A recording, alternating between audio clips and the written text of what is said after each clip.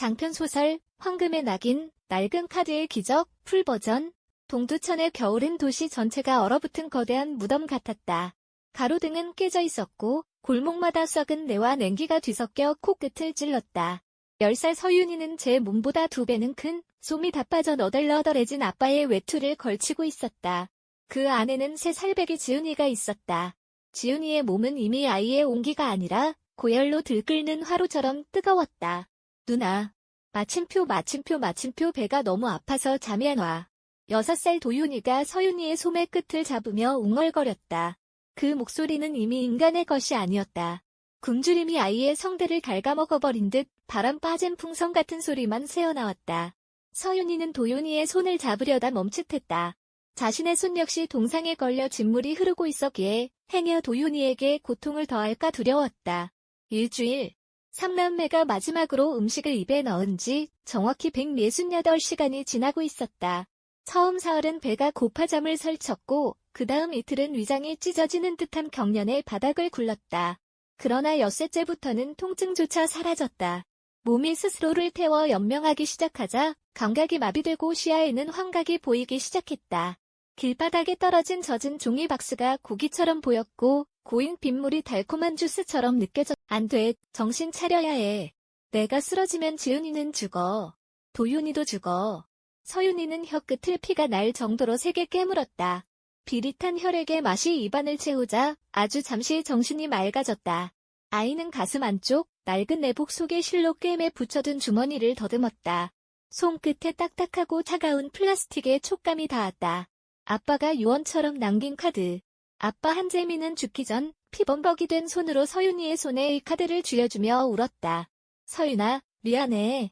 아빠가 이거밖에 못 남겨서 미안해. 하지만 도저히 못 버티겠을 때 그때 이 카드를 써. 그럼 이 카드가 너희를 지켜줄 거야.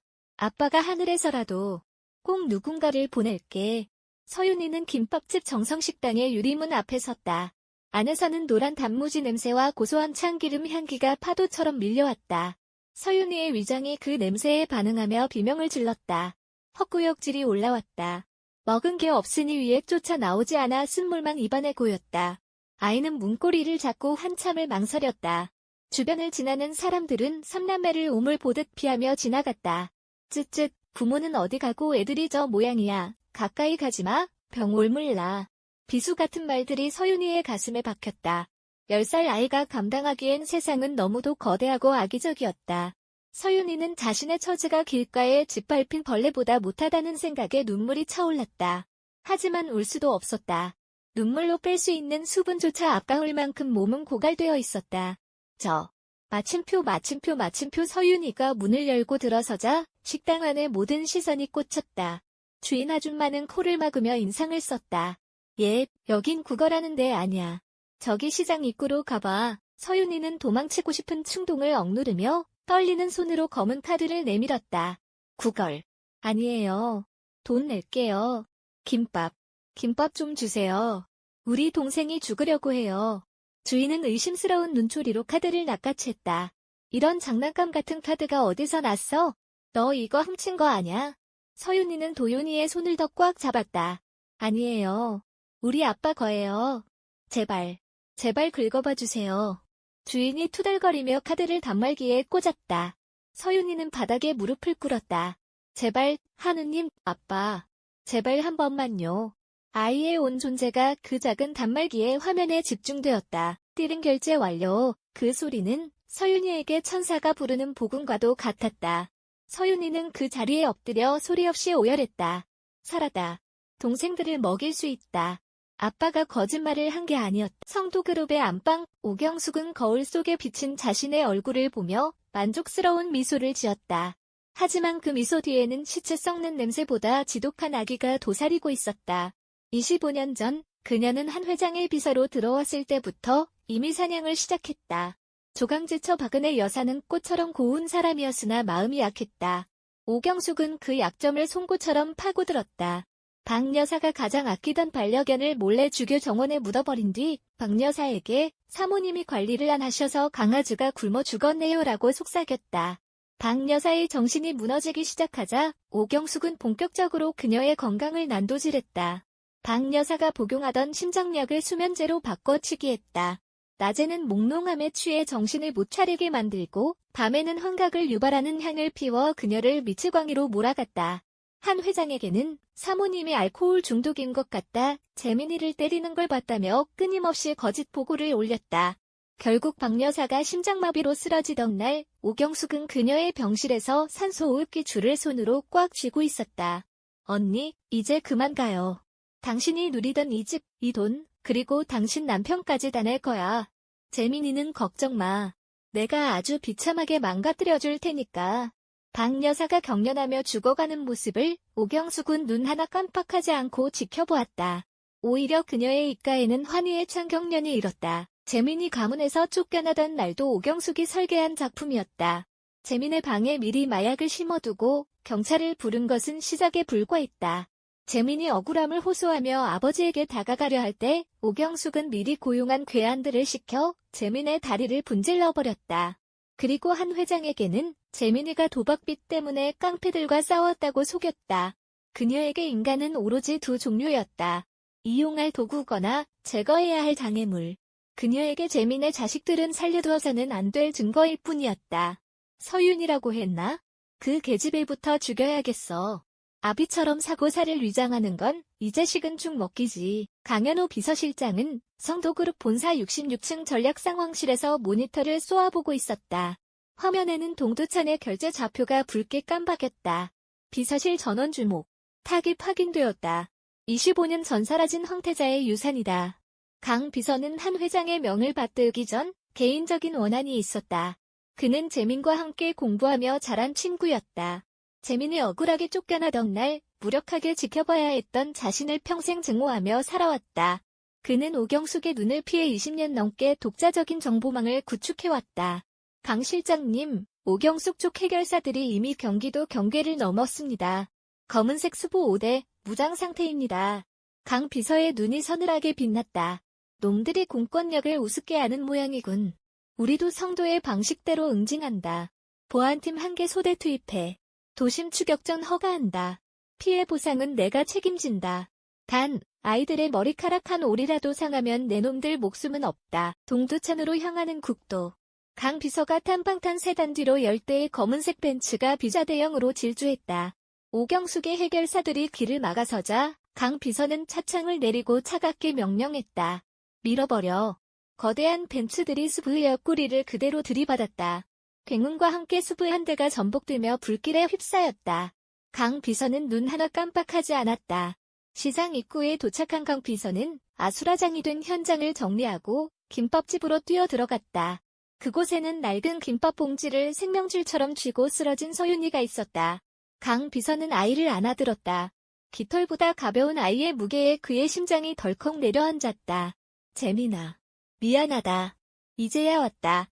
강 비서는 서윤이의 이마에 묻은 떼자국을 손등으로 닦아내며 무전기에 대고 사자후를 토했다. 전 의료진 대기시켜. 성도병원 빕동 전체 폐쇄하고 아이들 치료에 한 회장님 전담회까지 투입해. 지금부터의 아이들이 성도그룹의 법이다. 한 달 후 성도그룹 대강당. 대한민국을 움직이는 모든 거물과 취재진이 모였다. 오경숙은 여전히 의아한 척하며 단상에 앉아있었다. 그녀는 마지막 카드로 회장의 지매서를 유포해 한 회장의 권한을 정지시키려 했다. 존경하는 주주 여러분, 그리고 국민 여러분. 한성도 회장님은 현재 판단 능력을 이루셨습니다. 근거 없는 아이들을 데려와 상속권을 운운하는 것은 명백한 사기극입니다. 저는 성도그룹을 지키기 마침표. 강당문이 부서질 듯 열리며 휠체어가 아닌 자신의 두 발로 당당히 걷는 한성도 회장이 나타났다. 그리고 그 곁에는 실크 원피스를 입고 긴 머리를 단정하게 묶은 서윤이가 서 있었다. 서윤이의 눈빛은 더 이상 동두천에 겁먹은 소녀가 아니었다. 그것은 복수의 화신처럼 형형하게 빛났다. 서윤이는 단상으로 걸어 올라가 오경숙의 마이크를 뺏어버렸다. 오경숙 씨, 당신이 그랬죠? 우리 아빠는 마약쟁이의 쓰레기라고. 그리고 우리 엄마를 죽인 것도 모자라 우리까지 주워온 애들이라고요? 서윤이는 품에서 작은 USB를 꺼내 스크린에 연결했다. 화면 재생. 스크린에는 25년 전 오경숙이 박 여사의 약을 바꿔치기 하는 CCTV 복원 영상이 떴다. 당시 집사 중 한 명이 몰래 찍어두었던 영상이었다.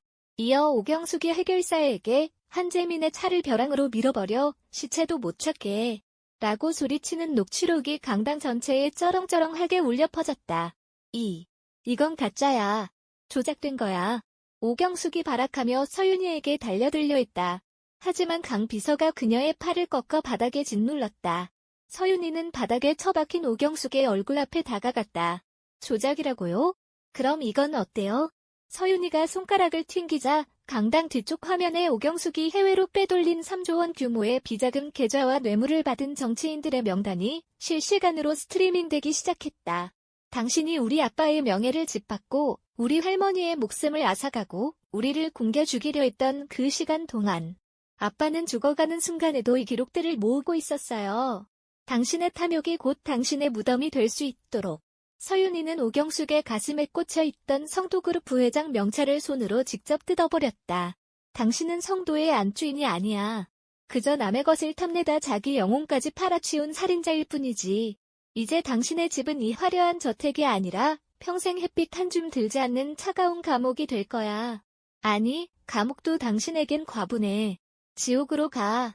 기자들이 구름처럼 몰려들어 질문을 쏟아냈고 미리 대기하던 검찰 특수부 요원들이 단상으로 올라와 오경숙에게 수갑을 채웠다. 오경숙은 미친 여자처럼 웃다가 울다가 소리를 지르며 끌려나갔다. 오경숙 일가가 몰락한 뒤 성도그룹은 대대적인 개혁에 들어갔다.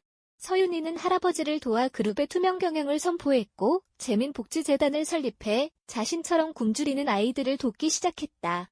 햇살이 눈부시게 쏟아지는 봄날, 서윤이는 도윤, 지은이와 함께 아빠의 묘소를 찾았다. 묘소는 이제 더 이상 쓸쓸한 무덤이 아니었다. 수천 송이의 국화와 시민들이 가져다 놓은 추모의 글들로 가득. 서윤이는 아빠의 묘비 위에 낡은 검은 카드를 올려놓았다. 아빠, 들려? 이제 아무도 우리를 괴롭히지 못해. 도윤이는 어제 유치원에서 상장도 받았고 지은이는 이제 고기도 잘 먹어. 아빠가 준 이 카드. 사실 돈보다 더 큰 걸 줬어. 우리를 끝까지 믿어준 아빠의 마음 말이야. 서윤이의 눈에서 맑은 눈물 한 방울이 떨어져 카드 위를 적셨다. 그 순간 구름 사이로 한 줄기 빛이 내려와 카드를 비추었다. 낡고 해진 검은색이었던 카드가 순식간에 눈부신 황금빛으로 변하는 듯한 착각이 들었다. 고마워요, 아빠. 사랑해요. 세 남매는 서로의 손을 꼭 잡았다. 동두천의 차가운 눈바람 속에서 죽음을 기다리던 아이들은 이제 세상에서 가장 강인하고 아름다운 꽃으로 피어났다. 긴 겨울은 끝났고 그들의 삶에는 영원히 지지 않을 봄이 찾아왔다.